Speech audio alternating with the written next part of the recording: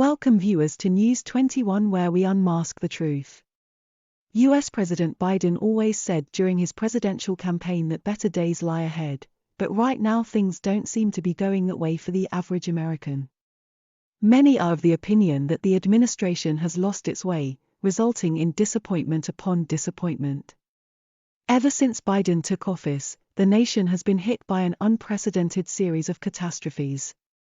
His approval ratings have sunk to a record low, with over 60% of Americans disapproving of his leadership. Many even find it so hard to name one single thing they like that he's done. Biden's administration is hurting middle-class American families, destroying the economy, raising the cost of living, skyrocketing healthcare, and damaging America's relationship with international allies. Thanks to President Biden's out-of-control spending and destructive economic policies, inflation has reached record levels of 8.6%. The highest rates in over 40 years. The Consumer Price Index has risen by 7.5%. Gas prices remain at record high levels, with some states reaching up to $5 a gallon, never before seen in America since the time Biden was vice president. The high gas prices have resulted in an increase in the cost of everyday goods and services, which has greatly hammered the average American family's income, costing them an extra $250 in expenses per month. With these current inflation rates, the US economy seems to be heading for a recession, and instead of Biden looking for a solution, he is busy asking Congress for billions of dollars to assist Ukraine in fighting Russia. A recent study conducted by ABC News showed that 75% of Americans believed that Biden's economy was poor or not so good. When it comes to foreign policy, Biden hasn't been the best of leaders either. His weak leadership and lack of foreign policy strategy have crippled the United States' power and geopolitical influence on the world stage. He pulled out US troops from Afghanistan without a concrete plan to protect Afghan workers or US residents in the country. As a result, the country fell under Taliban control. His constant threats to China hasn't stopped China from ramping its aggression against Taiwan, Hong Kong, and the Uyghurs, and neither has it stopped Russia from invading Ukraine.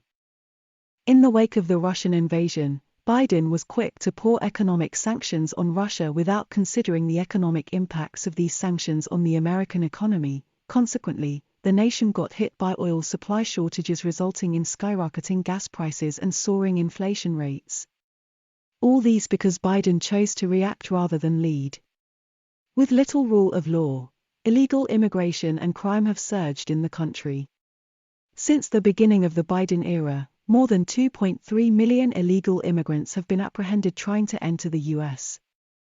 In January, U.S. Customs and Border Protection experienced its worst month in history, with over 153,941 migrant encounters compared to last year's 78,414. In the month of January alone, 62,000 illegal immigrants were released into the U.S.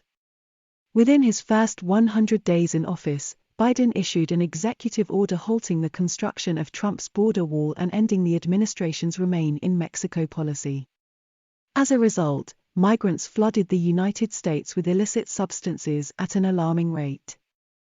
In January of 2022 alone, Customs and Border Protection captured 839 pounds of deadly fentanyl, which is now the leading cause of death for Americans aged 18 to 45.